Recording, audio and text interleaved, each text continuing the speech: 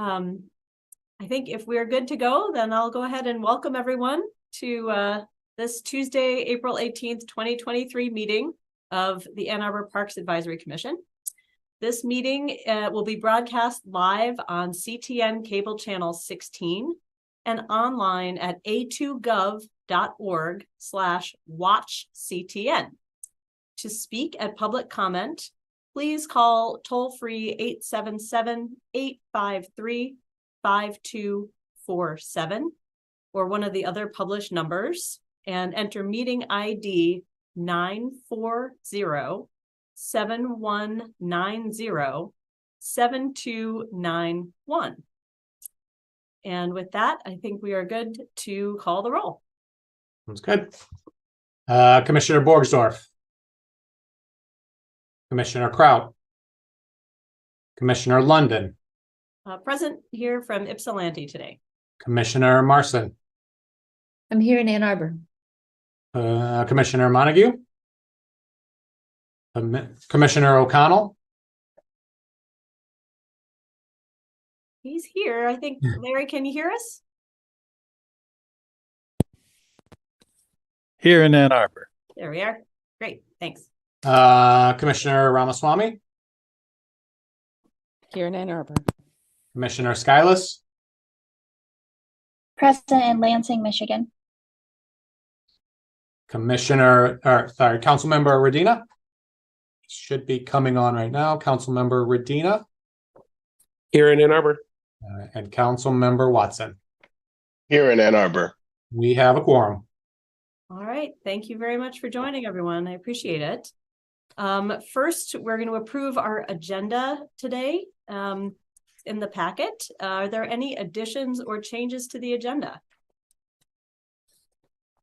All right. Hearing none, we'll move on to our first public commentary period.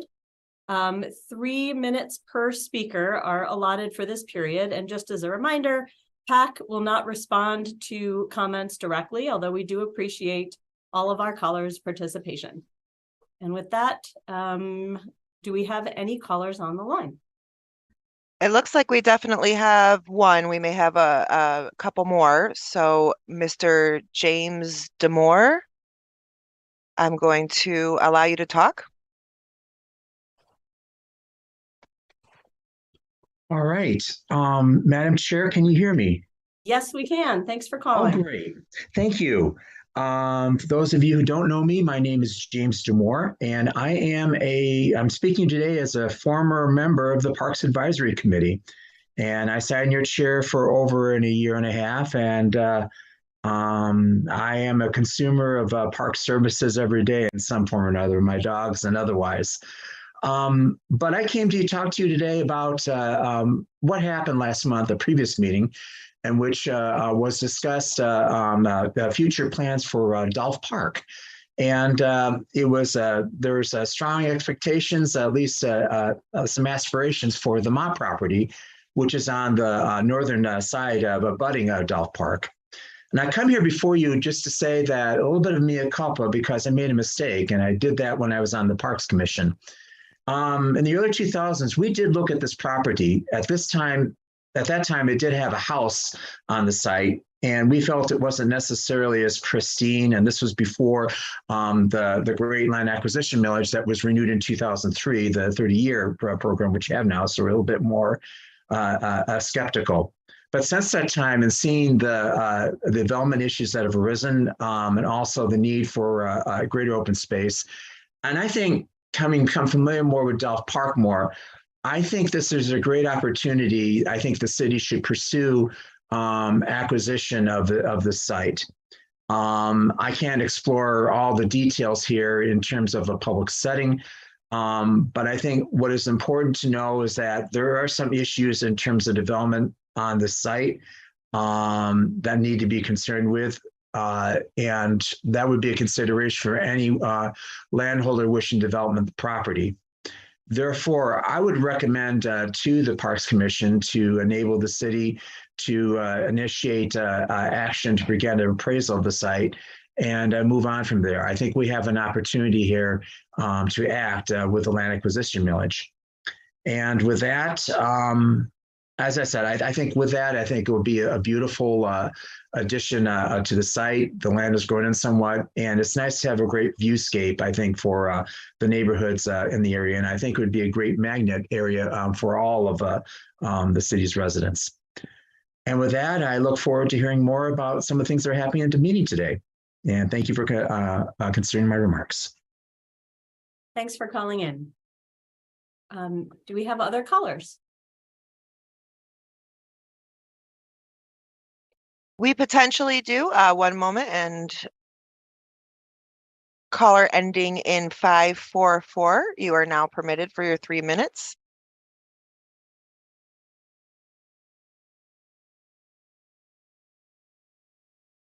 Caller, you appear to be on mute so far. Is there a way for you to unmute?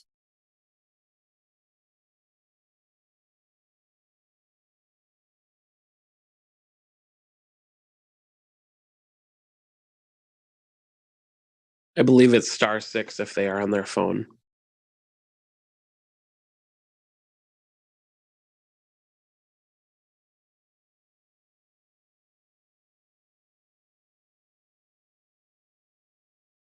Caller, if you're able to unmute, perhaps using *6.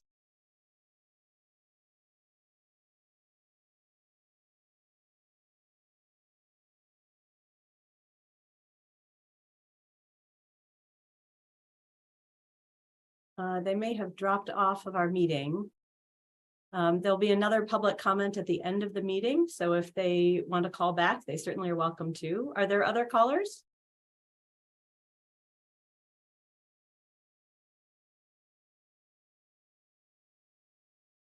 Anyone who would like to speak can raise their hand. Otherwise, we'll move on with the agenda.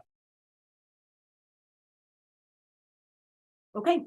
And there might be one more caller who is unable to raise their hand. Let me promote them. Caller ending in 401, you are now permitted to talk. It appears you are on mute.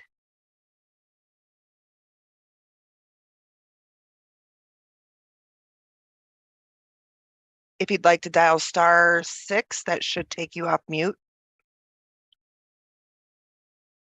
Hello, can you hear me? Yes, we can hear you. Thanks for calling. Hi, thank you for giving me a chance to comment here. My name is Jess Francis. I live at 204 Chapin Street in Ann Arbor. I'm calling on behalf of West Park, and more specifically on behalf of my dear friend and my neighbor, Jude Walton, who was murdered in her home just this past week. I don't want to burden this call with too much of the details, but many of her friends are hoping that we can enact some changes, positive changes to our community in the wake of her death. She was an activist, a community leader, and she loved that park and took many gorgeous photographs showing everybody the beauty that lived in it. So if I can just ask for the following, we are asking for increased lighting in and around West Park, for increased police and mental health crisis professionals support in and around West Park. We are also asking that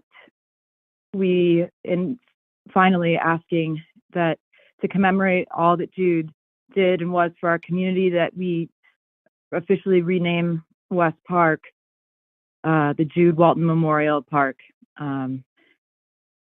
We also hope that we can have your support in pushing through changes and appealing to our city, and also improving the safety in and around the neighborhoods of West Park for all of our residents and everyone who wants to enjoy it. So I thank you for your time, and I appreciate the ability to speak. Thank you very much for calling. Thank you. Do we have other callers on the line at this time? I think it's possible we may have a caller ending in 544 that returned to the meeting. Caller ending in 544, if you'd like to speak, you are welcome to. Yes, can you hear me now? Yes, we can. I apologize. It was an error on my part. Was unmuting it incorrectly. I want to talk about the proposed golf fee rates that are on your agenda for this evening. I want to start basically by just the comparison that is being made to for-profit entities is not a fair one. The city parks, because they're funded by tax dollars, have an advantage if you start wanting to compete with those types of businesses, because we basically have the ability to generate tax dollars and use them when we have a shortfall. They do not. Government's not in the business, as you know, to compete with private entities. You know, ours is more, should be in line with what municipal courses do. I think the proposed increases are going to have an impact. You know, can a service worker who makes $15 an hour, or a disabled person who can't walk the course, afford the $45 or $65 new fees that are to be imposed? I think it's a big burden for them. Can a teacher on a teacher's salary with a family of four be able to afford it? I don't believe that these rates they will. I think it's an issue, and I hope that you consider that as you're looking at the new rates. I will add it this weekend. I played at a golf course in Ipsy, Pineview, very nice course. Paid $25, played a nice round with two African-American gentlemen who I had never met before. I will be purchasing a $750 pass there and start playing there and hope to meet them again. That course is a more socially diverse group, and it shows, you know. My partner and I have a pass at Pierce Lake in Chelsea, $850 for that pass. This pass is an unlimited pass. I can play anytime I want, 7 days a week. That is what I personally had been asking Parks for the opportunity to do on a season pass. That was denied. I understand that.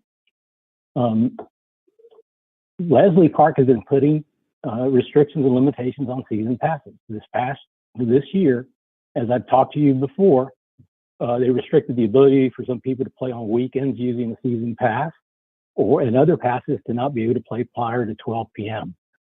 I think that's unfair to season pass holders.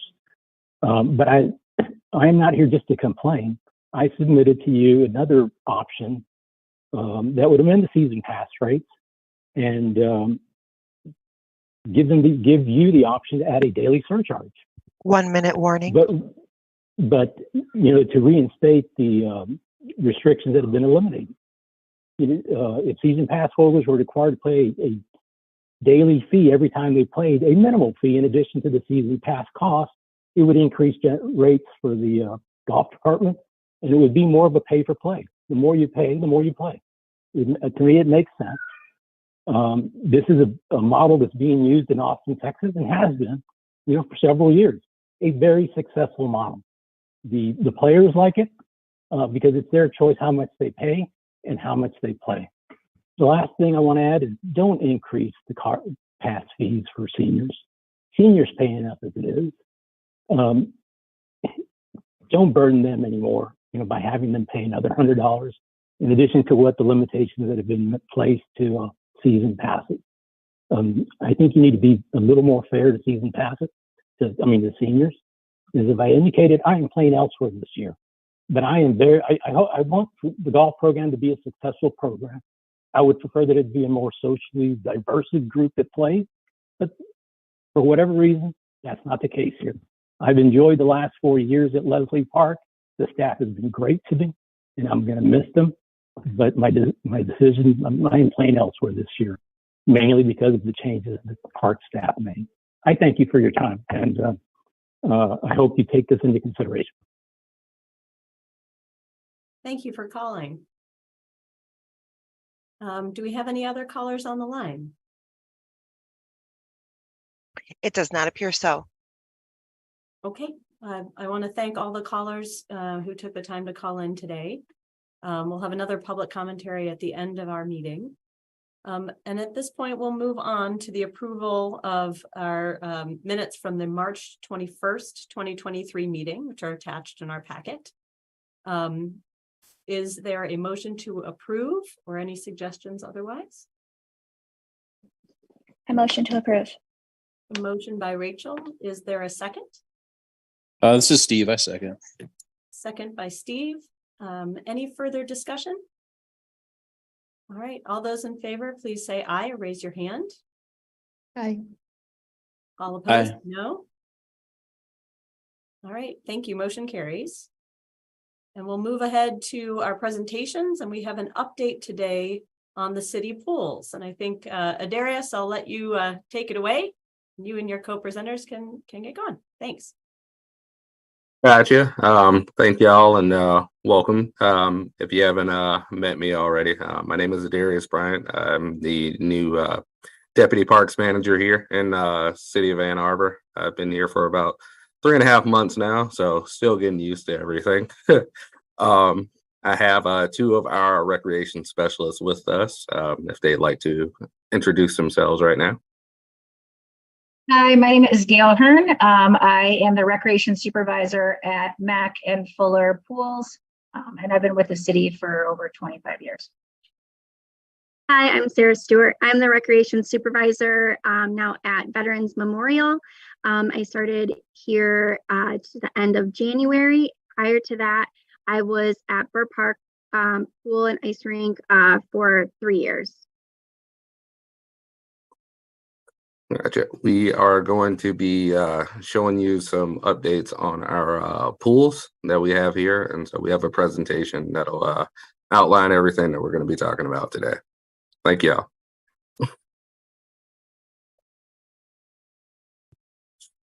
So I'm going to actually start. Let me share my screen with you here.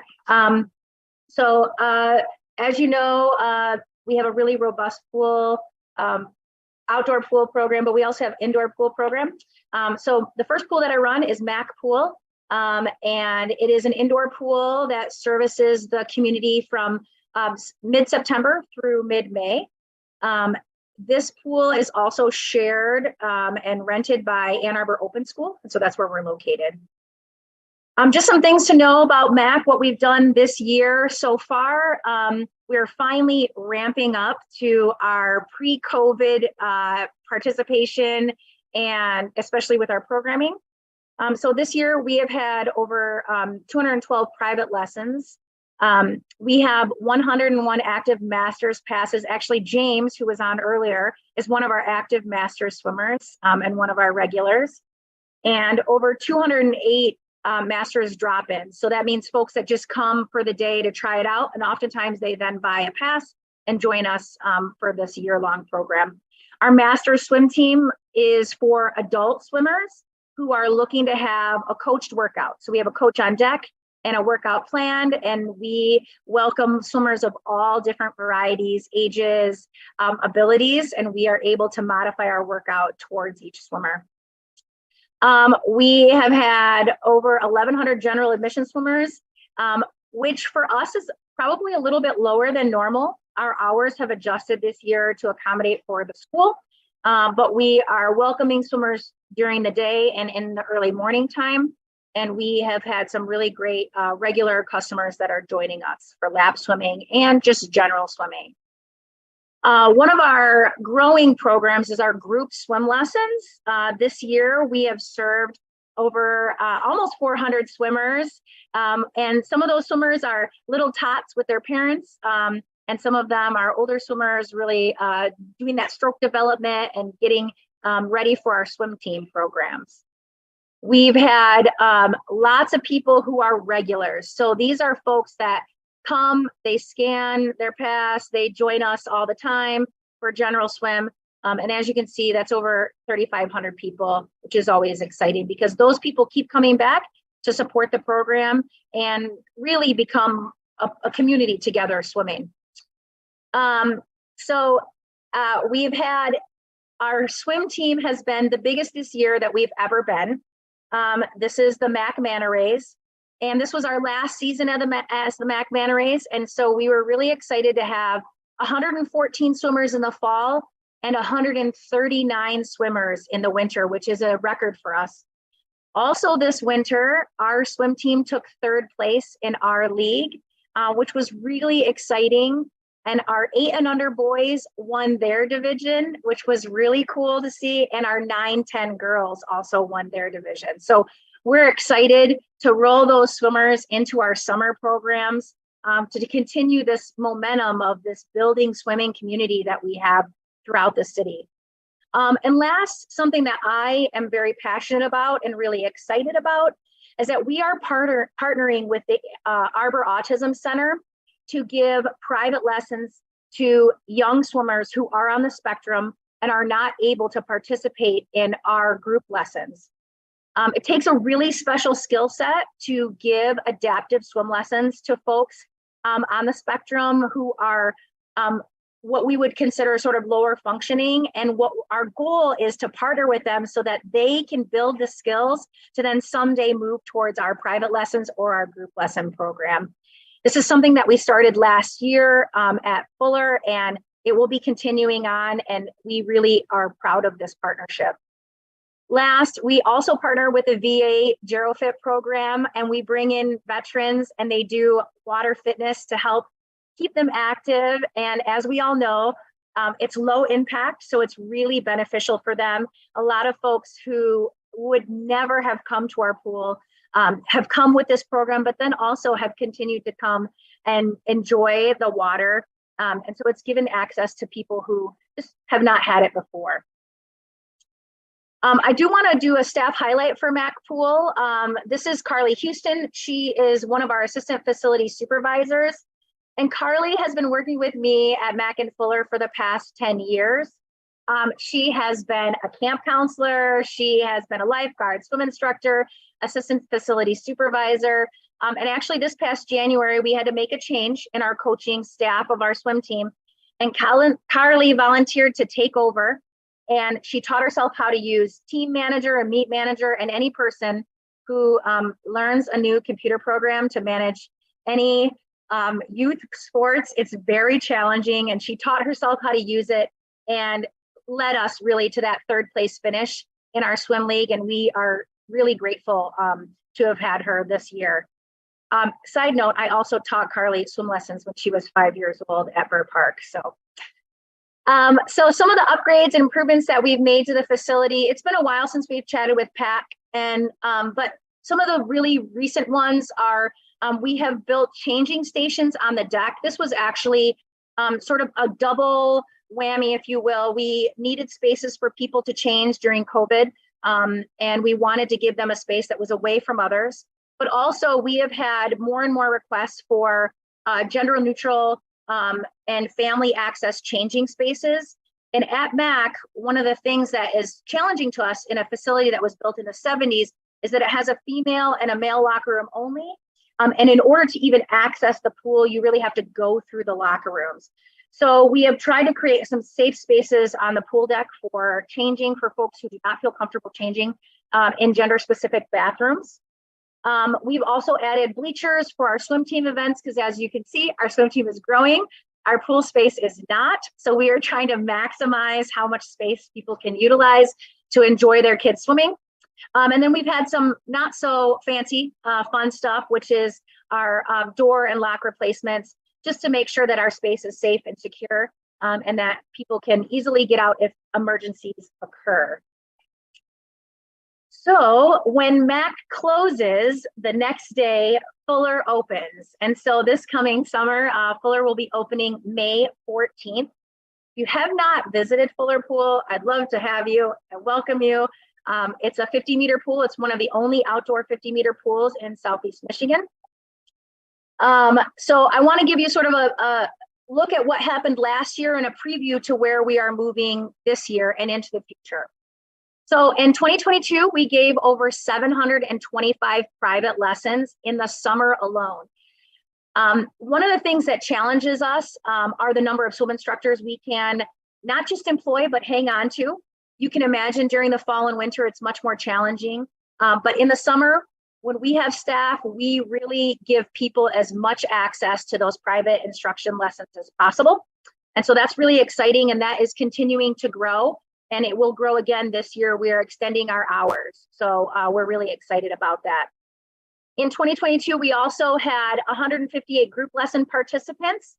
And as you can see, we will be increasing our group lesson opportunities to 450. And we already have, as of about a week ago, 218 participants registered. So we really are seeing a demand for swim instruction, and we are really trying to meet that demand with quality swim lessons at our pools. My other passion, so in 2022, we had 698 day camp participants, and that was up from 656 in 2019. We did have a small break of camp for 2 years because of COVID, but as you can see, when we reopened, we came back strong. And this year, we are working to increase our camp opportunities, and we already have 718 participants registered for Fuller Camp. And I'm meeting with the state to hopefully potentially increase our numbers to 100 kids per week. When I first took over Fuller Pool 10 years ago, we took 35 kids a week. And so what we realized is that if we offer a quality program and we have some amazing staff that come back and really help guide our programming, that we can really offer the community lots of opportunities to have safe spaces for their kids. The other thing about our swim camp is that we do offer swim lessons to those kids. So every swim or every day camp participant gets swim lessons with us while they're visiting us.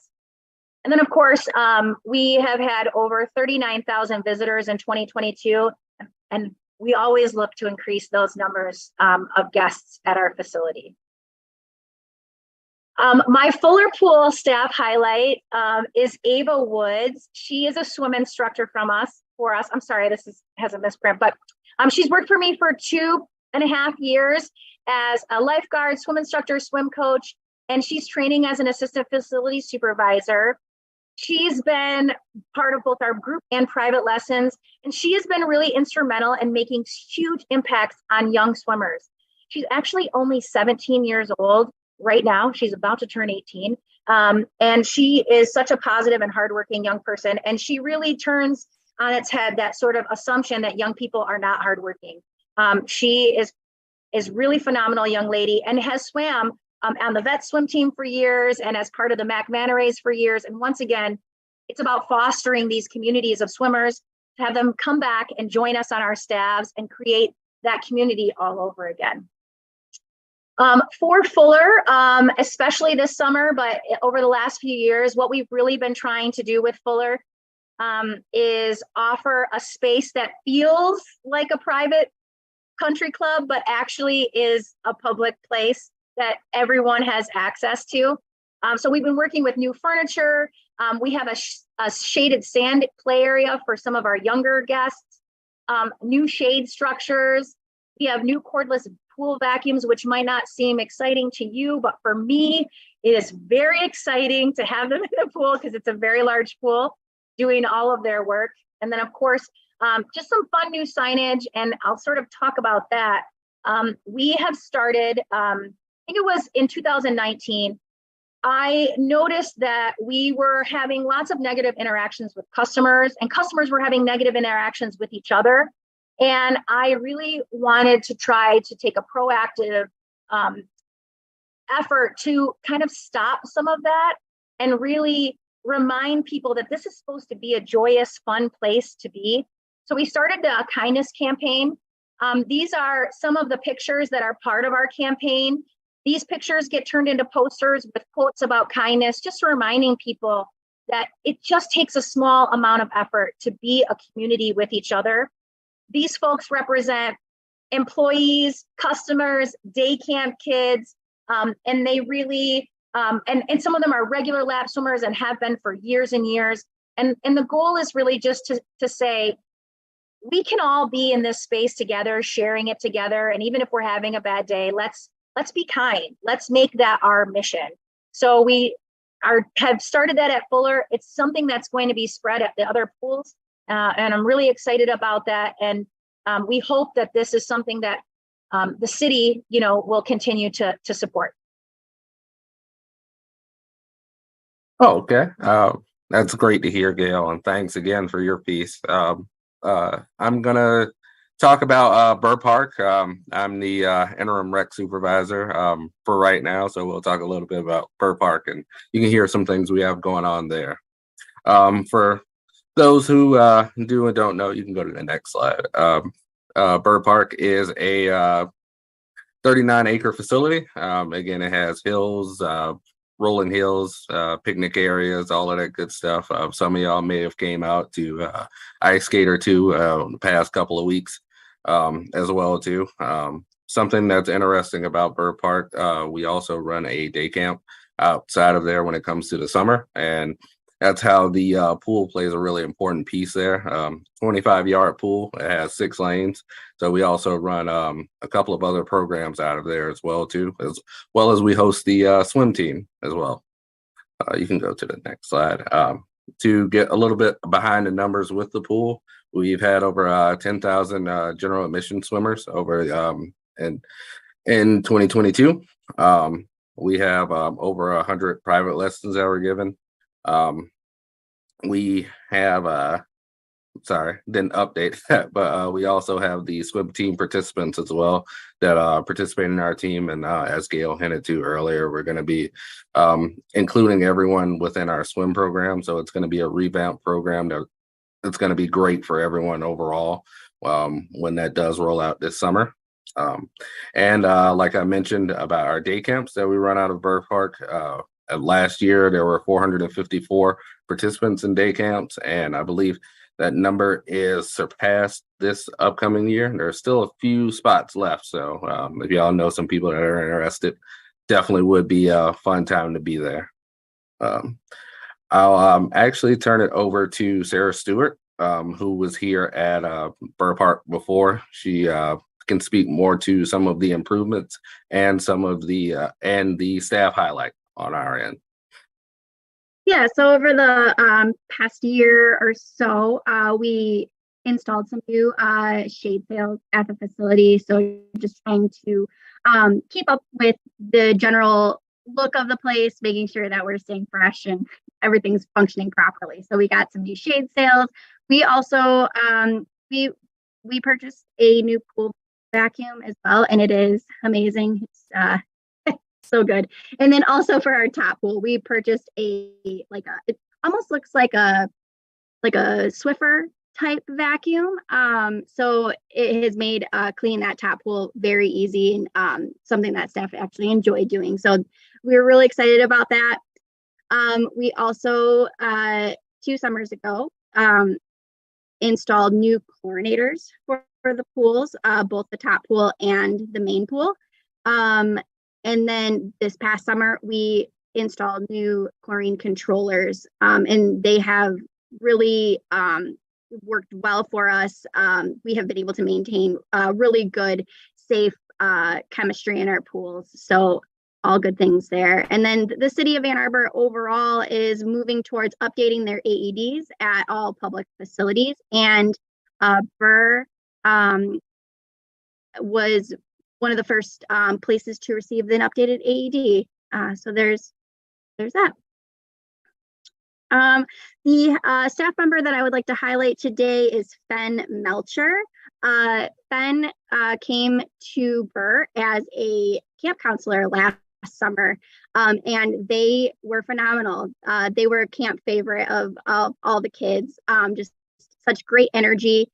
They had previous day camp experience with Boy Scout camps, and really they flourished this summer. So Fen stayed on and worked throughout this winter season for us as an assistant recreation supervisor. Fen did an amazing job with customer service, taking care of all of our rental groups and also all of our general patrons that came in to participate. Just did a wonderful job managing the day-to-day, managing some high stress situations where day after Christmas we had a pipe burst, and they were there ready and just took action, and it was just seamless. So we are fortunate to have Fen returning this summer as our assistant director of summer camp. They've already started or they already started during the winter planning for the summer. They were so excited to return. So we're really looking forward to working with Ben again. All right, and so we're moving on to Veterans Memorial Pool. As I mentioned, I started here at VETS at the end of January. So I was not present last summer at the pool overseeing it, but I will do my best to share as much as I know. And I'm really looking forward to learning this facility. But last year we had 28,000 or so general admissions. And that's a combination of people that hold our season punch passes as well as general admissions. We gave over 150 private swim lessons. We had 265 participants in our group swim lessons and 130 swim team members. Let's see. So moving forward, we are looking forward to some improvements that we have put forth and within our aquatic programming. So this summer, we are rolling out a new structure for our swim lessons. So in the past, our lessons have run for 2 weeks sessions, and they would run Monday through Thursday for 2 weeks at a time. So for 8 classes. We found that it was challenging for parents to get to the pool during the day in the morning time, 4 days a week.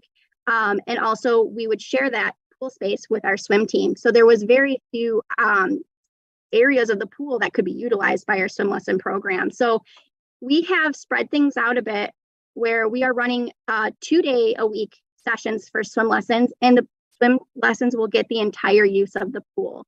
So swim team will not be in the water at the same time. So Mondays and Wednesdays, lessons will be held at VETS. Tuesdays and Thursdays, lessons will be held at Arbor, and 2 different programs. So we'll have staff at each location. So what we're looking forward to about this new setup is that we can really collaborate and share resources, especially our staff. So there's a nationwide shortage of aquatic professionals, whether it be lifeguards or swim instructors. So we're really trying to think outside the box and change the way that we've always been doing things to really optimize what we can offer to the community.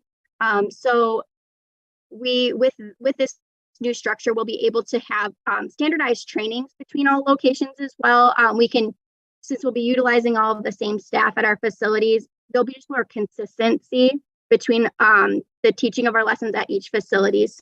So we'll talk a little bit more about that when we talk about the swim team, but we're really looking forward to this new model, and also sharing staff, sharing resources, training together, and having all of our employees getting familiar with each location to then be able to fill in when needed.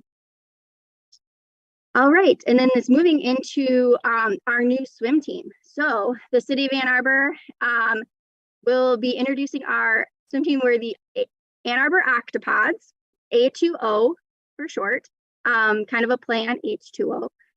So anyway, we will be a we'll have 4 seasons of swimming.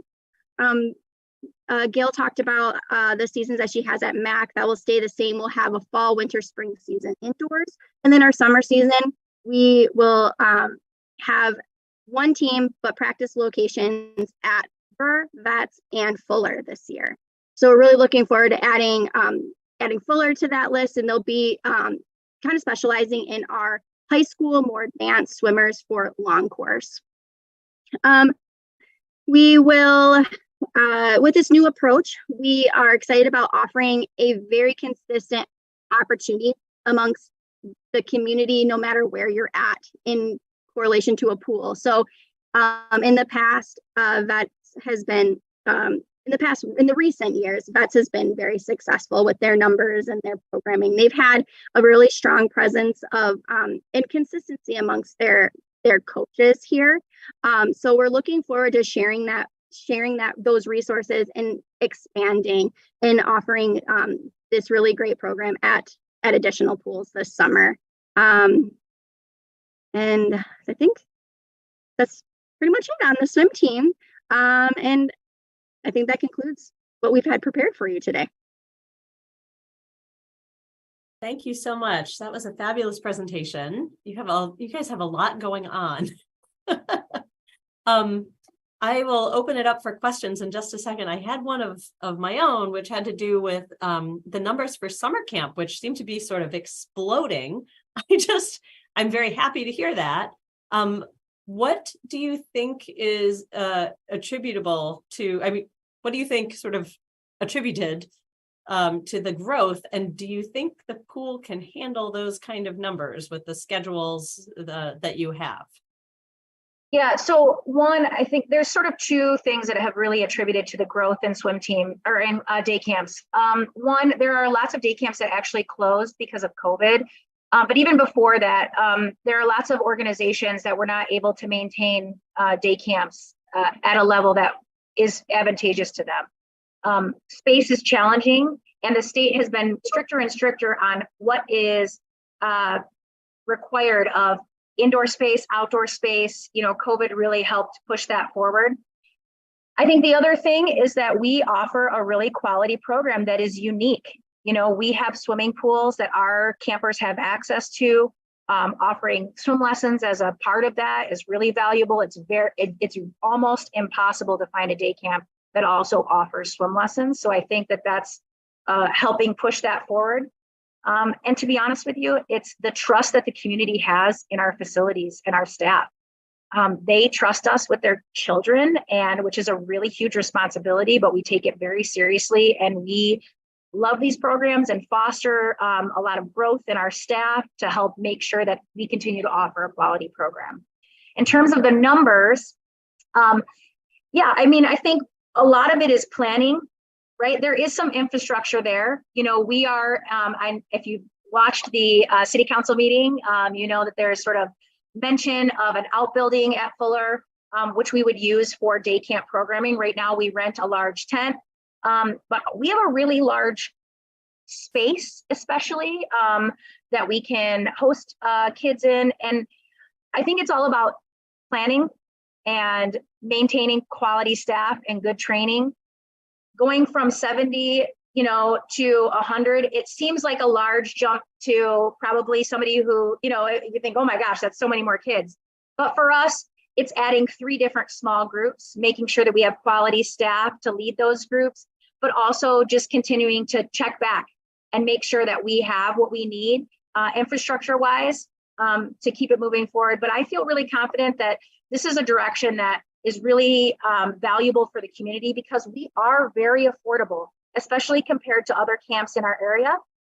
And the other thing is that we're also very accessible. We often take campers who have a hard time at other camps, and we take pride in really reaching those kids, connecting them to our staff, and offering them an experience that they have not been able to have elsewhere. So I think all those things together really make it a great option for folks. Wonderful. Thank you so much. Anne, go ahead. I have 2 questions. So the first one is, how are you going about hiring all the staff that you'll need for those summer camps? Sure. So we do a lot of recruiting, as you can imagine. I actually start recruiting when kids are 11 and 12. And I have them start by being counselors in training. And then we foster that growth to have them then work with our day camp. I also actually teach as an adjunct lecturer at EMU, and I recruit a lot of I teach in the education department. I teach a lot of students, and I recruit those students. I also lean on other partnerships I have with other teaching programs and other communities. I've coached lots of sports, and so I have lots of connections to those folks. And so for me, when we talk about recruiting staff, it really is about building community once again, because our staff, they tell their friends about it and they work for us. Our campers, they love it and they work for us. So sometimes campers will be 15, they'll cashier until they're 18, and then they want to be a camp counselor. So we work all the angles. Yeah, and the other thing was just, so you've got swim teams, lessons, camps, and then public swim time. And that's happening at all 3 of the outdoor pools in the summertime. And with the new lesson schedule, them being in the pool at the same, not at the same time as the swim team. I'm just wondering, like, are there any reduced like open swim times or anything like that? Or is it, you just kind of found, time that wasn't being used? Yeah, we were able to restructure a swim team by limiting some of our younger swimmers just to more condensing them on 3 days a week instead of spreading it out between 5 days a week. So that's where we were able to find some time there. But there's no changes to the public swim opportunities. It's going to be the same as it has been. Great, thank you. Are there other questions or, go ahead, Ruth. And I guess this is really a question for both of you, but can you give me an idea of like permanent to temporary staff, what the ratio is? And then like of the temporary staff, like are most of them like June to August or are they like temporary, like doing swim lessons at MAC in the winter, but they're just like 5-10 hours a week or? You're on mute, Gail. Yeah, Gail, you're muted. Before I let them answer, why don't we go? We won't go permanent. We will go temporary and seasonal. So you talk about it that way. So individuals that are not full-time, these are the people that we hire regular year round. So because the ratio between permanent and temporary is, Gail has 115 people, so 114 temporary and 1 full-time. So okay, thank you. Yeah. So let's talk about That's those other roles that we have, but yeah. Perfect. Yeah. So yes, so at Mac and Fuller, I have a good number of staff. I would say probably 60% of my staff only work from May to September. And those are our seasonal staff. And then I have folks that work with me during that time, but then move and work during the fall and winter. As you can imagine, the city has a policy on seasonal staff and temporary staff taking 2 months off per year. So I have an operation that runs year round, so that becomes challenging in terms of consistency of programming. But that is the model. And so I'm about 60-40. And I think it's different for the other pools because they are only open during the summer.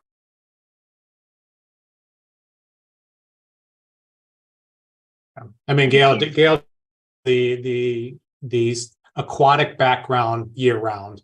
Vets is a little bit simpler because it is closer to an 11-month program, so about 3 months in the summer and then about 8.5 months of ice time. But aquatic people and ice people aren't always the same personalities. Just because we use water for both of those programs does not mean that they both understand each other. Bureau is probably the most difficult because it's a 3-month program and a 6-month program. And there's about 1.5 months between the two on each side. So it becomes a little challenging. We're trying to find various ways to get additional opportunities and hours across the department. And again, when we start thinking about why do we share staff between pools, some of these are to keep the strong staff available and working in the department year round, as much of their 10 months as possible. So it's not a perfect system. There's a lot of work, but it is the system that we work with right now. And Gail and Sarah and Darius and all of our supervisors work hard with the limitations that we have. Tisha, go ahead. Hi there. I had just a couple of questions. You all kind of addressed 2 of them about the seasonal staff, and but I had a question about the Arbor Autism Partnership. As a parent of a son on the spectrum, I thought that was amazing.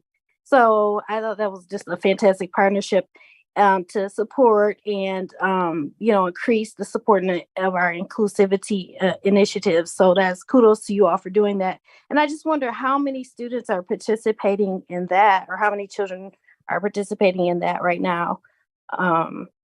And then I just also really quickly want to say congrats on all of the competition placements.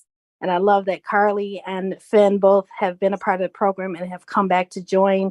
I think that's amazing. And then kudos to you all for recognizing the scheduling conflicts and increasing accessibility for parents, and changing that. So kudos to you all on that. But yeah, just how many people are in that autism program? I'm just curious.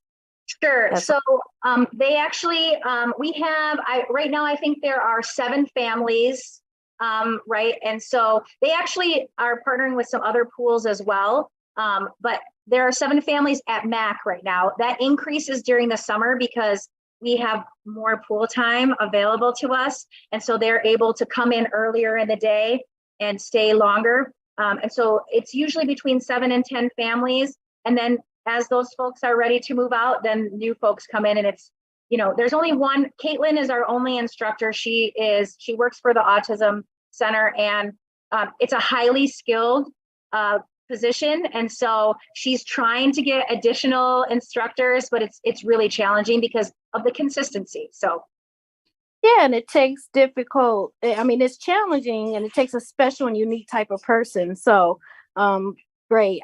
Those are great to start. That's fantastic. Thank you. Other questions for our pool staff? And since there doesn't appear to be any other, I'm going to take the moment to thank and acknowledge Gail and Sarah specifically for their work over the last couple of years. The question was asked is why are our program numbers, our camp numbers, what they are? It is really based on the leadership that Gail and Sarah, the passion that they provide to their programs, to their staff, to their participants. We would not be anywhere without our supervisors. The fact that our temp staff went up to living wage made life a lot easier for each of them.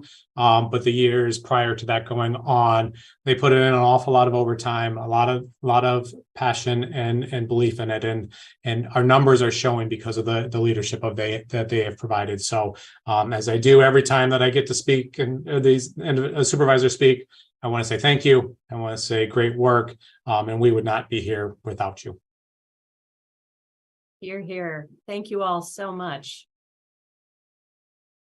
Well, we really appreciate the presentation today. Thanks for joining us. Thank you for having us.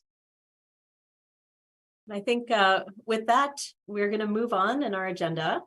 Next up is reports. We're going to have, I think, just a brief report from Josh. He's going to speak a little bit later on budget matters and stuff. So you want to give it a few minutes, Josh? Yep, I will just do 4 quick things. First off, it was spoken about, we started registration on April 5th at 8 a.m. Online. For those of you who've been around long enough, you know that is always a very interesting time. This year was our largest ever. In the first 2.5 hours, we had over 2,000 registrations, taking up about 60% of our program space, with a financial revenue of about $370,000 that came in those first 2.5 hours. So again, it is a credit to the work that is done by our staff, the opportunities that we provide, and a system that usually works pretty well. So we're happy with Civic Rec, which is a good thing. So secondly, if you drive past Leslie Golf Course, you will notice that there are solar panels on the barn at Leslie Golf Course. This is the first of many parks facilities that will be getting solar paneling as we work with OSI to get those planned and installed, and hopefully saving us some money so we can invest in different ways moving forward. Third thing, today a survey went out regarding public art at the Gallup Bridge project and the Barton Bandamere Tunnel project. I will send the link out later this week to this group, but is part of projects. Public art is a big part of it. So we're looking to get information from the public on what they would like to see in that art. And the last thing that I have before I talk a lot more about other things is last night, the city administrator presented his budget to council. One of the things that was included in there is funding for the upcoming bicentennial, the Ann Arbor bicentennial. And one big component of that is the idea of a renaming of a park, Bicentennial Park. That park is proposed to be Fuller Park. So next year, if Gail gives this presentation, it'll be a different name. Staff was included in the conversations. There was a lot of different ideas that were discussed. And part of the reason that Fuller was the staff supported Fuller is there are a number of initiatives and a number of amenities that are being considered as part of this program. We continue to say that this is a wonderful idea. We are supporting the bicentennial. Funding needs to hopefully come from city, or more importantly, fundraisers or sponsorships outside of the city for this bicentennial. So we support it. We're excited about it. And in the coming months, it is my goal to bring a resolution to PAC for the renaming of Fuller to bicentennial, as is per the naming policy at some point in that process. So think that is good. Ruth, yes, go ahead. Can you tell me off the top, and you may not know, who Fuller is named after? So Fuller Park is named after the road. It was not named after the Fuller family that Fuller Road is named after. So there's not that side of it. So we looked into it. All the parkland has nothing to do with naming of it. All the lots don't. So the Fuller family, and I looked it up multiple times. It is about the road. Thank you. Nothing about the park. So. And Josh, I think you had mentioned when we spoke briefly about this, that the pool itself would continue to remain named Fuller Pool, but it would be within Bicentennial Park potentially. We're talking about that. Okay. One of the things with our community parks is there's a lot of history with it. And so a lot of people are going to call Fuller regardless if we change it to Bicentennial. But the pool has some history with it. So we'll be making a decision on that, whether we incorporate a Fuller Pool at Bicentennial Park, or if we do other things. So a lot of naming opportunities and discussions to be coming. So. Great. Anne, go ahead. And do you have a kind of a list of potential projects that you, to me, like rename a bicentennial is an opportunity to fix or add some things. So. Yes, it was public. It was all public last night, so I can be public here. One of the big components is a splash park at Fuller. There is discussion about the potential of doing some geothermal there. As Gail mentioned, the idea of a shelter / parks building where we can do programming at. There is an interaction with former Ann Arbor Olympians, or Olympians with connections to Ann Arbor. So there may be a sculpture / little area for that. There were a lot of ideas thrown out. I will continue to focus on, there's a lot of money that needs to be raised, and there's a lot of decisions that need to be done with it. So lots of land there, lots of opportunities. From Parks' point of view, we like the renaming, and we like the splash park. We'll go down the list after we get those things taken care of. So. All right. Josh, anything else on your report for now?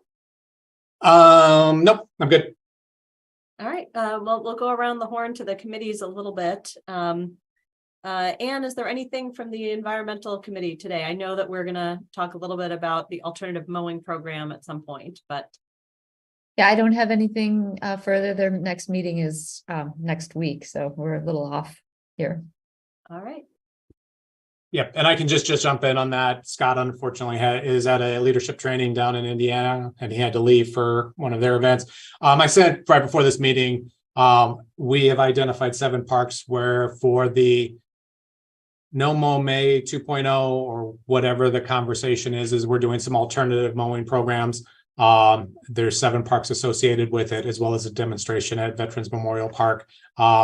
I will have Scott send some more details to follow up those flyers, but opportunity for us to mow a little bit less, which is good for a lot of reasons. But also we have areas of our parks that we need to maintain. So it's a kind of a balance between, everything and nothing. So we're happy to move forward with that. Got it. Thank you very much.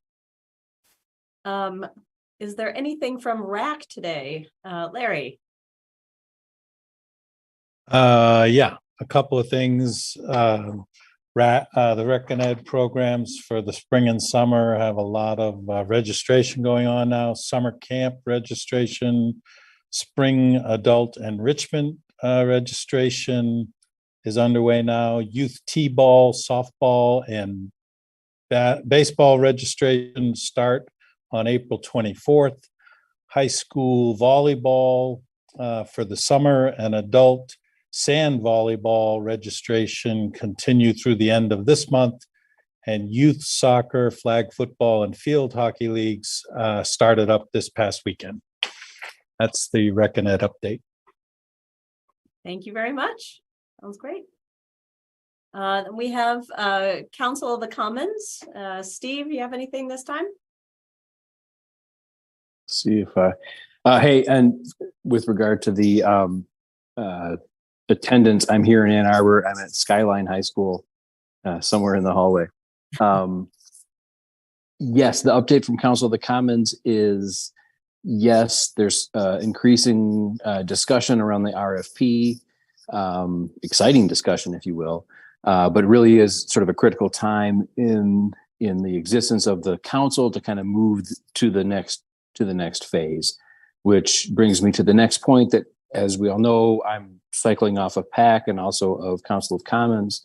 For a variety of reasons, Rachel can't take my place as the liaison to Council of Commons, so we are still seeking the lucky winner, I'll call it, of that role to be the liaison for these next discussions coming up. So as I mentioned last time, I'm happy to sort of discuss what the body is like and sort of how that looks in terms of a time commitment and so forth. So that's the news from the Council of the Commons. Steve, I'm also not eligible because I'm also stepping off with you, but could you maybe tell the group how many times you meet and what the commitment is? Mm-hmm. Yeah, generally it's a meeting per month, with then some preparation meetings and discussions leading up to that main meeting, one per month. It's less of a commitment than parks. So if this is in your appetite, it's maybe more similar to a LAC style commitment. So Are the meetings in person or via Zoom? they've been via Zoom. Mm-hmm. Although I think, as with this body, there's probably an increased appetite to maybe have in-person meetings at some point going forward. But to this date, they've all been over Zoom. And it is similar to PAC, and we'll discuss it later. It is per council resolution. It is not a commission that can meet in person at this point. So it is still remote. So if anybody has interest in learning more or would like to volunteer for the position, please reach out to Josh. Let us know. Thanks very much, Steve. Super. Thank you. I think those are all the reports we have today. Mm-hmm. And so we'll move along to our regular business. We've got a couple of resolutions today. The first one has to do with the discharging of prohibited restrictions for Allmendinger Park. Josh, you want to talk a little bit more about this one? Yep. Speaks a little bit about the memo and the resolution, but similar to when we were contacted by regarding Winchell Park, had a meeting with Councilmember Harrison. She approached us to kind of look into the history of Allmendinger Park, kind of figuring out where the name came from, any connection with it. And one of the things that we found in looking at the deeds is that a portion of the park that was donated included racial restrictions on the deeds. And in finding that, we were very quick to identify that as something that is not consistent with what we want on our properties. And with a recent Michigan law, became relatively easy to fill out a form to discharge the prohibitive restrictive covenants from those deeds and get them removed for the future. And so, in knowing that there were a number of these properties that had that at Allmendinger, we were looking to get that done quickly. This may turn into a much bigger conversation for the city and for parks, but for right now, we're focusing on Allmendinger Park and the handful of deeds and lots that have those restrictions to get them removed. So. Yeah, I'm grateful that we have the statutory mechanism to get this done in an efficient way. The resolution appears fairly clear and straightforward. Does anyone have questions about it?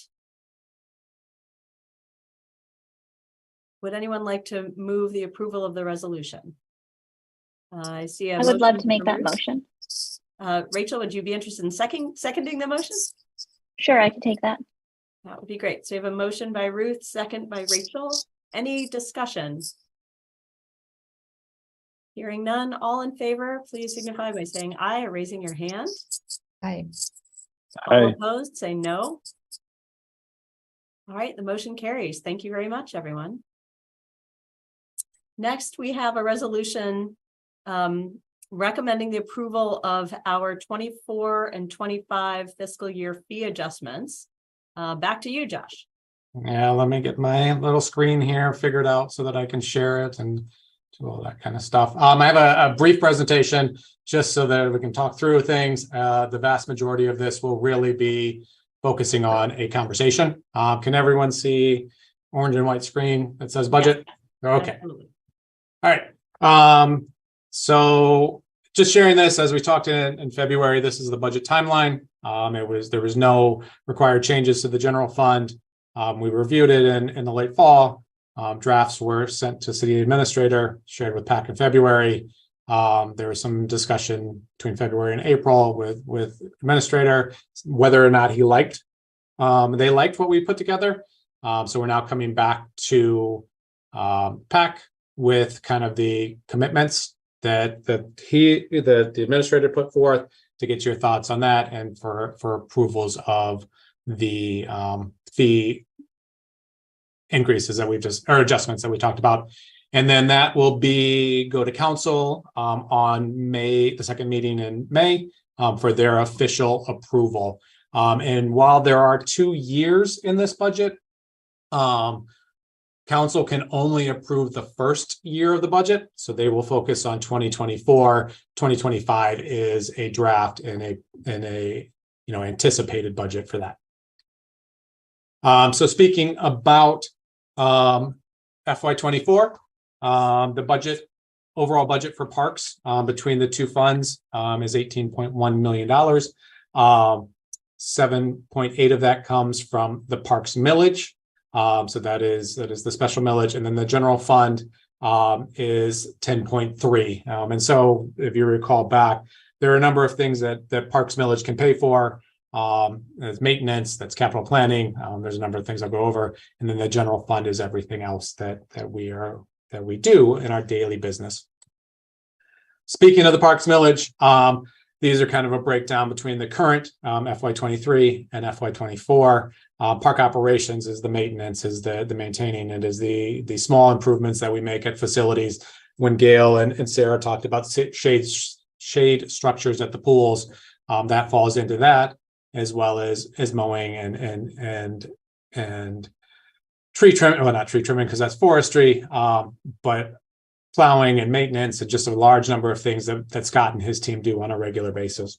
Forestry, this number is there. We contract that out. We have no staff associated with it. And so we do contract that out. This is from when park operations moved from Public Works to Parks or Community Services. We got the money for park forestry. They got all of the staff. Give and Adopt a Park, obviously are programs that help us offset. That is paid for the millage. There is an increase with that. Part of that is the hiring of Melissa as the Adopt a Park coordinator. The other part of it is just there were some needs in the program growth that needed to take place there. NAP, again, this is an opportunity program that is fully funded out of the parks millage. And then over the last couple of years, it's kind of remained at the bare minimum increase. And we were able to increase some staffing and some opportunities there to get to that. And then capital projects and park planning. This is Hillary and Adams' world. The challenge with this one is it tends to be the bucket of whatever's left over. We kind of look at how much money do we have in, how much do we spend on operations, forestry, adopt a park, give, NAP, Hillary and Adam's salary and the staffing associated with that comes out, and then whatever remains is kind of put into a contingency. The good news with the millage is stuff that is budgeted but not paid for yet in 2023 will roll over. So we have about 500, well, we probably about $1 million that will roll over in projects from FY23 to 24 because they haven't been finalized yet. So it is the 7.8 is what we get from the millage, but there is additional money that's associated with that. Much of the discussion, much of the impact, it talks about the general fund. Again, there was no major change there was no expected cut to the general fund, to the expenses, which gave us the opportunity to look at our budget, see where we could increase, right size, downsize, as well as look at other staffing opportunities. As Gail mentioned and Sarah mentioned, people trust us in our programming. We continue to see programs near capacity or increases compared to pre-pandemic because of the work that our staff have done to provide safe, enjoyable, and accessible programming. So we are not quite at the level that we were pre-pandemic in revenue, but we continue to move forward. Some of that is also due to some fee increases, but we like to see ourselves moving in the right direction. And from an expense standpoint, we offer an awful lot, and we have an awful lot of staff. We have an awful lot of facilities, and our goal is always to move towards the black in each facility. But we know that some facilities, some programs, some things that we do are designed to be community programs, and they will not see a net return. And so we try to balance that out between the two. So the increases that I'm going to speak about are direct impacts. As we look at salaries for full-time staff, as we look at benefits, the increases of those items aren't part of our impact sheets because the city looks at it as that's the cost of doing business. We know that benefits are going to increase. We know that staff salaries are going to increase at a normal rate. We know that utilities are going to go up. And so those type of things aren't necessarily part of we're not held to a net total based on knowing that some of those things are going to go up compared to what our revenue may go up with. So when we speak about our general fund revenue, as kind of similar to what we spoke about in February, we saw that golf continues to be extremely popular. It is seeing a nationwide trend. Our day camp continues to grow. We saw people looking to come to just skate during the summer or during the winter. We did see a decrease in our hockey league, and some of our parks and rink rentals haven't kind of caught up to a point where we feel as comfortable with. And then we are speaking about doing fee increases on two program areas, golf and liveries. And I'll speak specifically about increases here in a few, meaning that we are anticipating a net growth in revenue of about $219,000 compared to FY23 for FY24. On the expense side, for the most part, we really looked at keeping expenses the same when possible. We knew that there were some areas that we saw significant growth. Again, if we're seeing a $200,000 increase in golf kind of overall, there's going to be additional supplies and staffing and inventory that is necessary for that. Same with the day camp. Day camp is a very staff heavy program, in which we require that. And so while the numbers may not be as exciting for day camp staffing versus the increase, that also gives us more ability to increase participation at some of those facilities. There were some decreases in our programming, so that's where you see the staffing decreases. And then the final thing that was a part of an impact was the addition of a full-time employee. Going to the question from the pool update, most of our facilities, deliveries have 150 staff that are temporary or seasonal and one full-time staff person. And that is being run, that one person is running out of two buildings, Argo and Gallup. And so the addition of a full-time employee that will focus on that will be a deliveries employee, focusing on that during the delivery season, but then also be looking to support other facilities in the off season. So as we continue to find individuals who can grow our experience, our knowledge in the Parks Department was really, really important. And we feel that this is a great opportunity to do that. With Joe being new at deliveries, it's an opportunity to have somebody else there to support, to focus on the second operation and continue to move our program forward. So when we talk about fee changes, all of this is on many, many documents that are there in the email or in the agenda. With the golf fees, there's obviously been a lot of discussion about golf fees and what we should or shouldn't do. Golf courses across the country are seeing a boom in participation. We have fees at our golf courses that have not been updated since 2008 or 2009 for a number of reasons. When we did a survey, when we did a consultant in the late 2000s during the recessions, our number one goal was getting people onto golf courses. It was getting usage there. So things like golf passes, things like group discounts, things like specials, a lot of different things were done to push people to the golf courses so there was usage. As we've seen the increase, as we've seen the demand, golf staff has taken a look at our golf fees holistically and seeing where do we fit amongst, from weekend rate to twilight rate to senior rate to championship fees to passes, and really wanted to take an opportunity to address all of the fees and get them in line with what the golf courses are. And for those of you who don't know, Leslie Golf Course was the 2010 municipal golf course of the year of the state, the state's best. It was the number one municipal golf course in the state of Michigan. They only do it every 10 years, and the pandemic happened. And so we are still the number one municipal golf course in the state of Michigan.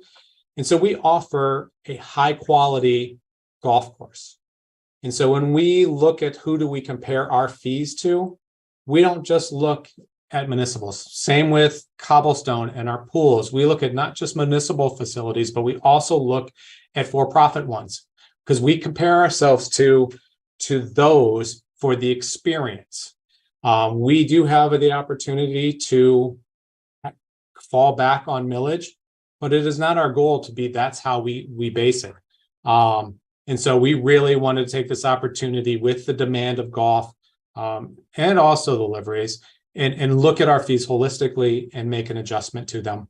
And so that we don't go another 14 years between fee changes in the golf courses. This may not sound like a lot, and partly this is due to us making it effective in January 1st of 2024. But the revenue impact for the golf course is only $52,000. That is because it's just half a year. We chose to do January 1 because you show up on June 30th and you pay one rate and you come back the next day and pay another. It can be a little frustrating and a little confusing. So we are looking to move it forward with that one.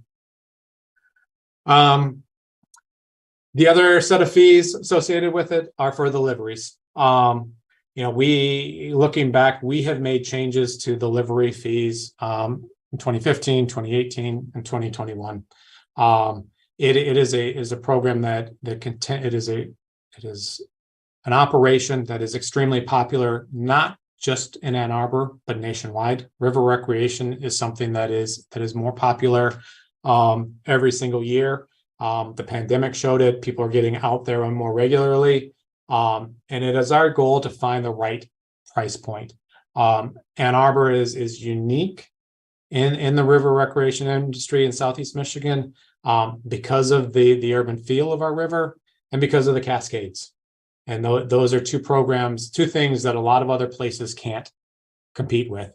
And as you look at the comparables for both the golf courses and the liveries, we continue to maintain a level of affordability in comparison to the people that are doing similar activities. It is my belief that we are probably getting to that price point, that ceiling of that price point for the liveries. I don't know that we can continue to move them forward, because I think that people are finding more ways to do things on their own. But when we compare ourselves to other river recreation agencies throughout Southeast Michigan, we feel like we are in line and affordable for those rates. So, and again, split it middle of the year is part of where that the impact is at. So, that's pretty much my presentation. Staff and I met with Lauren and Larry to talk about the budget and the fees. A lot of time and effort was put in. Thoughtfulness is there. We understand that increases can have impacts to participation. We do have a scholarship program for those fees that are there that are too much for various things. And we've talked an awful lot about resident versus non-resident. We have moved away as a department from non-resident rates in a lot of our programs, especially our day of use. So pool admissions, rink admissions, livery, boat rentals, tee times. As we move forward with this, we know that some of our usage are destination things, and so we want to find ways to encourage people to come use our parks, but we need to make sure that we balance the use from outside with the use from inside. So we will continue to evaluate all of those things as we move forward, but park staff is comfortable and confident with the budget we put together and the fees that we've looked to change. So with that, I will stop talking. I will answer any questions. And we can start, we can talk about anything in the presentation, and then we can move towards the fee discussion is the first resolution. So. Right. Well, thanks very much for that presentation, Josh. That's very helpful. And I also want to thank staff for the tremendous effort that was put forth in getting the budget documents together and explaining the fee adjustments. I know Larry and I feel good about the meeting that we had with you to discuss the budget and fees. What questions does PAC have on first, I suppose, the fee resolution? Anne, go ahead. Can you just describe a little bit how the scholarship program works? Say, I decide that I'd really like to be, I'd really like to rent, I don't know, a stand-up paddleboard 3 times a week. But the $25 proposed fee is just too much for me. How would I go about, getting a scholarship for that? So there's an application process through customer service. So Jessica and her team are the ones that do that. It is merit based. So we based on the level of income is how we do that, and we have opportunities for 100% or 50% scholarships. They're compared to some other organizations. I mean, we look at this as a cost of doing business. There is no set limit on the number of scholarships that we can give out, the amount of money. We typically see the vast majority of our scholarship requests for swim usage, pools, and some programs. Those are typically what we do with it. Use for day uses, we work with individuals on that basis on how do we give them the best opportunity to come in to do that. and whether that is a punch pass that we provide for people that give them opportunities to do that at no cost. We look at it a couple different ways for it. So it is one of the things as I look forward in my tenure as parks manager, I would like to see us do a better job of promoting it and putting it out there in the ways that we can do it. And so that is my promise to the future. The promise to now is people that reach out, people that do it, we are happy to work with and give them the opportunity to participate. Thanks. I see Rachel's hand and then Ruth. Yes, thank you. Thank you for the presentation. So I'll start with my second question because it's about scholarships. How do you advertise the scholarships right now? What sort of reach do you have with those campaigns? And then how does someone apply? So we have done a variety of different ways. We have reached out to past participants. We have worked with organizations like Community Action Network to reach out to individuals that they work with. We work with the school district occasionally to see who's successful with them. We have one of my goals has always been for us to work with individual schools to identify individuals that they're aware of. There's a balance of some of it. I will be blatantly honest. We do not extend our reach as well as we can, and that is a combination of things, and probably mostly staffing, and the things that we can do with it. As far as applying, reaching out to parks customer service. There's an application. They fill it out, and they review it, and they work with the individual families on that basis. So. Okay, is information available online? Could I learn about it through social media? It is probably online. I don't know that we have it posted on social media. I will look into that and I will get back to this group. I don't think that we've done it directly through social media, but our website should have that information on it. Okay, and then for the application, are there paper copies or is it only online? There are paper or only copies. on paper? Because it's both? There is not an online form for it. There is a form that's online that can be filled out. So let me.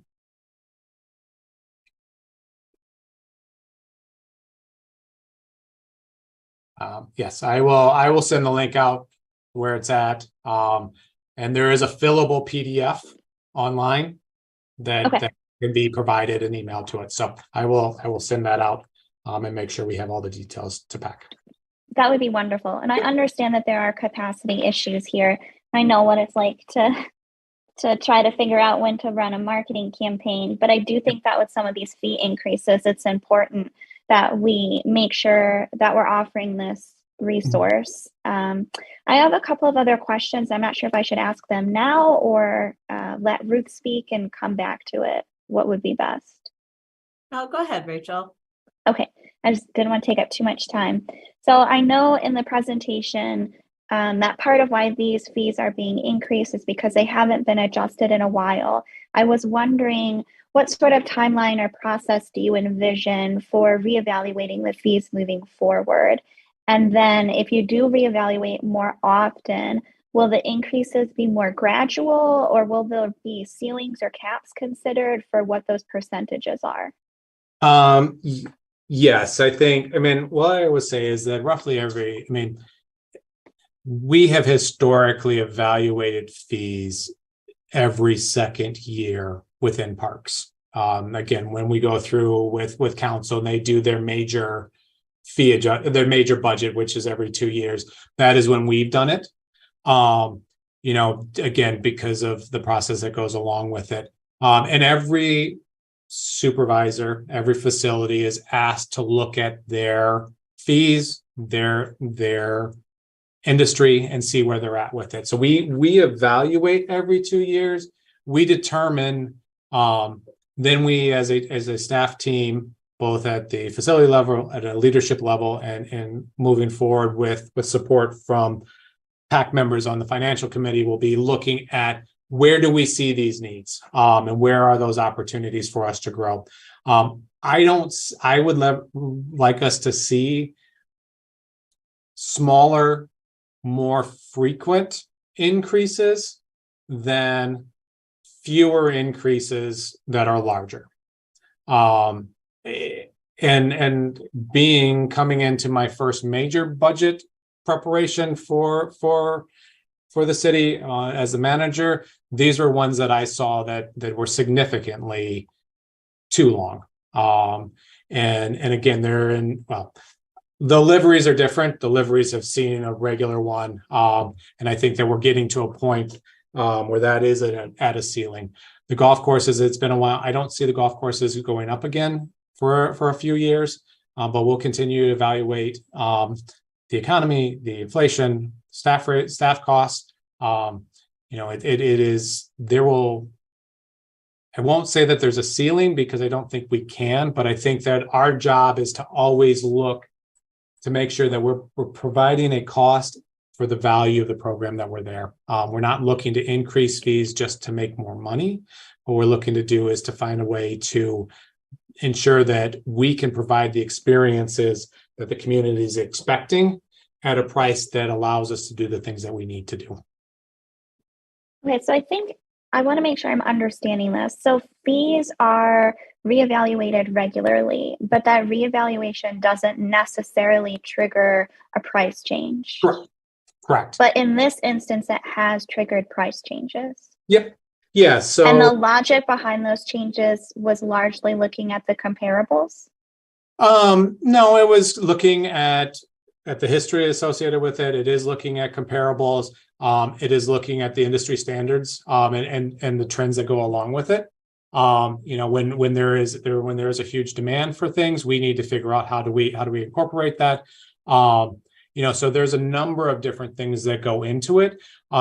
There are also opportunities in 2 years. We may look at our fees as a staff team and determine that there needs to be a decrease. But our job is to look at the fee structure that we have for our department. Where are we at with the budget? What do we need to get to come up with the best plan for us to move forward? And Ruth, I promise we'll get to you in just 1 second, but just to follow up on Josh, the liveries piece. Mm-hmm. That one we've said a couple times did have periodic increases over the last few years. My understanding is that to your point about being able to provide the experiences that we we are also trying to support the addition of a new staff member to help support the liveries, because we have seen such an avalanche of growth in the usage of those facilities. Go ahead. Yes, I mean, that is a part of it. This is one of the few times that we have an opportunity to utilize an increase to add something, to add a staffing person. So, I mean, that's part of the reason we're looking at it as well. And that's why I think that with deliveries, there are a lot of reasons we look at fee increases for what they can do. Deliveries one is to add a support mechanism to a program that has been understaffed for a number of years in regards to full-time support. So that's another part of it. I mean, there's lots of reasons why we look at fee increases. It's never just to put more money towards the bottom line. We're not going to make up the $5 million difference between our revenue and our expense with fees. And so it's our opportunity to figure out where are the right ways to move us closer. Ruth, go ahead.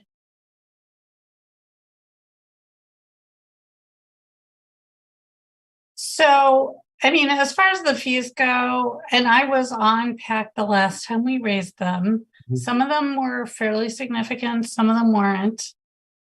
I look down at the very bottom and I see some of these things haven't been increased since 2008, and we're looking at 15% increases, and 2016. I'm not going to lie, when I look at a 30% increase for something that was last raised in 2021, that does feel excessive to me. I understand kind of the motivation, and I agree that the liveries have probably definitely been understaffed for quite a while, and we were lucky enough to have Cheryl, who had like a ton of experience working in that position, and so she was probably able to, with her experience, able to manage more. But so I'm not saying like, oh, I wouldn't vote for this package, but I will say it makes me uncomfortable. And it particularly makes me uncomfortable because I have looked at the scholarship stuff. I don't think it's easy to navigate. So I guess what I would say is I would support this if we're going to really take a look at the scholarship stuff and how we can make it easier for people. And as it happens, I had the experience of taking a team at work kayaking, and I was surprised how many adults told me that they didn't want to go kayaking because they didn't swim. And so, I can understand sort of perhaps an effort to really focus scholarship dollars on like swim lessons rather, knowing that kayaking is maybe more of a luxury and swimming is more of an essential. But I do think that we need to relook at the scholarship thing, look at how, if somebody has already qualified for free and reduced price lunch, for SNAP benefits, for Medicaid, that it should be like pretty automatic and it could be online and nobody has to embarrass themselves. So that to me would be sort of the important counterpoint to these increases. Looking forward, I think it would be great, even if you decide not to raise them, to share and maybe you have in the past, so I don't want to say you haven't, but just to share the data about like why you're not increasing this year or something. And I agree. I mean, the scholarship program is a nice thing to say, but if we're not utilizing it, we're not getting enough people through the doors. It is not doing what it needs to be doing. And I agree with that. I think the other thing that I'm hoping to do with this, with the additional staff person, with the different resources, is to look at how do we get more education associated with this. Tisha, Commissioner Montague and I spoke about this a little bit ago in identifying, are there ways for us to target groups that may not be as comfortable with swimming or with the water, and provide opportunities, not just a rental fee, but a rental fee and an education that goes along with it, that there's opportunities to provide during down times or different times where we bring groups out there to not just use our kayaks, but increase education associated with that. And those type of things are consistent with what we're trying to do to provide welcoming experiences, include more individuals. It takes time and it takes resources that we need to associate with it. And so, as we look at Huron High School and we look at individuals, how do we do better? Huron High School comes several of the high schools do a 9th grade river trip every year. And so how do we make sure that also has inclusion of education in there, and do we have resources in there? So there are things that are not beyond just somebody coming up and down the river that we're working to do better. It just takes a little bit of time and the resources to get that moving us forward. So Rachel, go ahead. I wanted to voice my support of Ruth's comments. I do think that some of these fees, the logic is there, but just because we can, should we? $38 for a kayak feels like a lot. So I have a comment and a question. The comment is back to my previous point. I do think that if we're going to see these increases, there needs to be stronger marketing around scholarships. And I would really love to see a marketing plan for scholarships so that we can start to understand as commissioners what we can share, when, and how to make sure that the word is getting out. And then my question is whether or not there's a budget narrative for this group or that goes before council. I see that there's a resolution, but As- is there a narrative? What goes before, what has historically gone is what is provided for this meeting. Okay, thank you.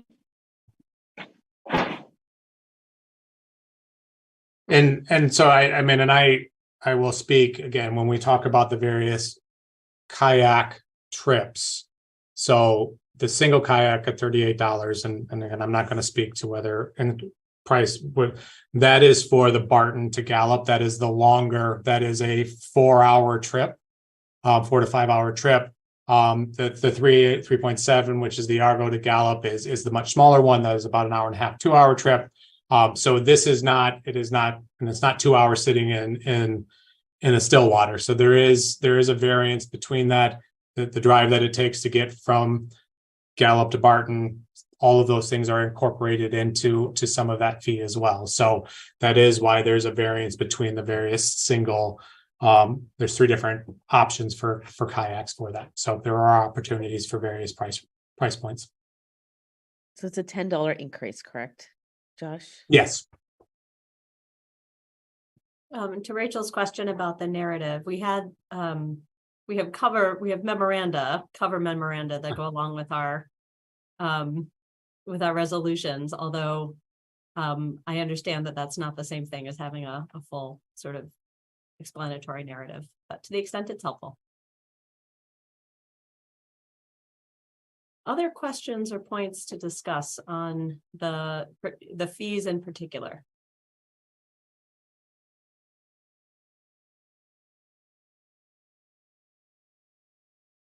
Would anyone like to make a motion associated with the fees?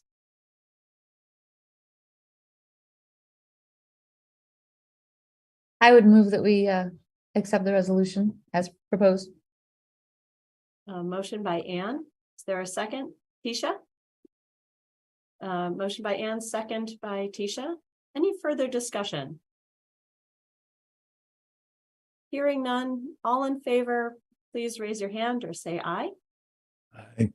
Aye. Aye. All opposed? No?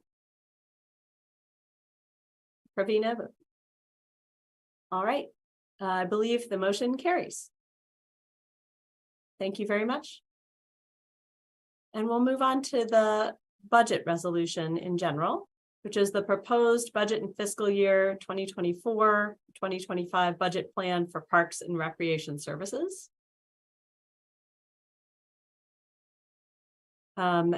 Josh addressed much of what goes into the budget as part of his presentation. Was there other discussion that we wanted to have on the budget more writ large?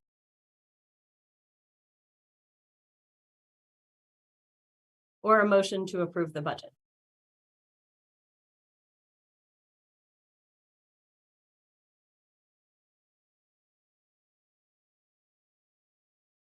I motion to approve the budget.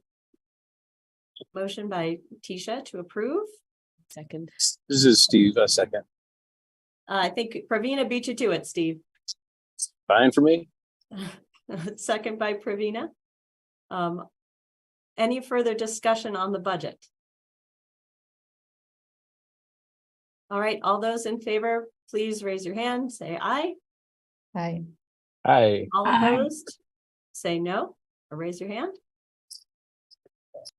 All right, the motion carries. Thank you very much, everyone. That's an important and nuanced discussion to have. So I really appreciate the thought that everybody's taken in this discussion. Our next item is PAC officer elections. It is that time of year again. Anne and I have both enjoyed our time as vice chair and chair of this esteemed body. We're both open to serving again if nominated. I believe our process is to take nominations from the floor. So at this time, I would open the floor to any nominations. Ruth, go ahead. I would like to nominate Lauren for president or chair, I guess chair, and for vice chair. Thank you, Ruth. We appreciate it. Other nominations? I second Ruth.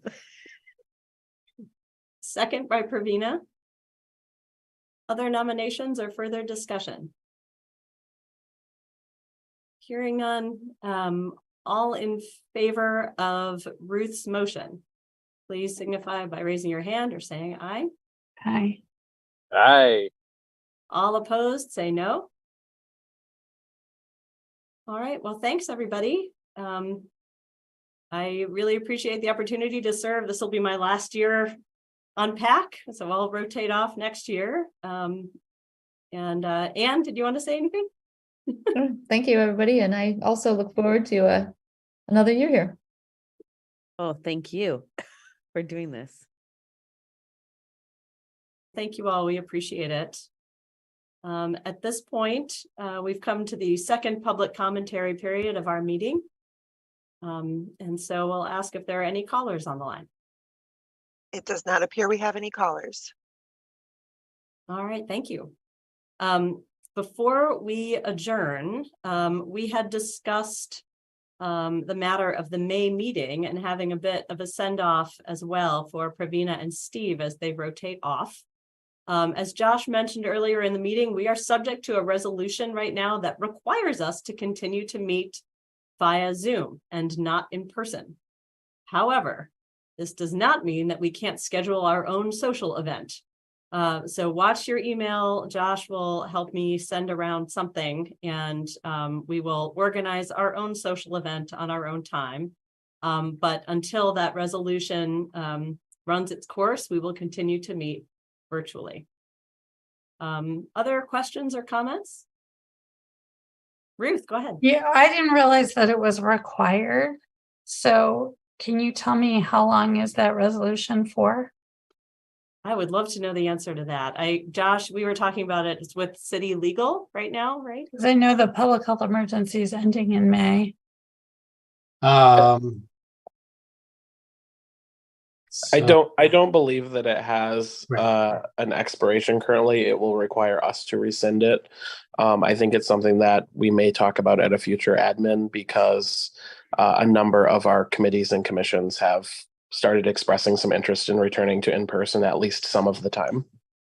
I think one of the things is we acknowledge that there are still some individuals serving who may have, medical concerns or others to meeting in person still. And so we're trying to accommodate the additional flexibility that this provides, but knowing that a lot of our commissions are ready to kind of be back in person, I think it's something we're going to talk about. Thank you very much. I appreciate it. And I think with that, folks, we stand adjourned for this month. We will see you again next month. Pravina, go ahead. I was just saying, see you later. Oh, got it. I see a hand and I want to call. All right. Bye, everybody. Wonderful. Thanks, everyone.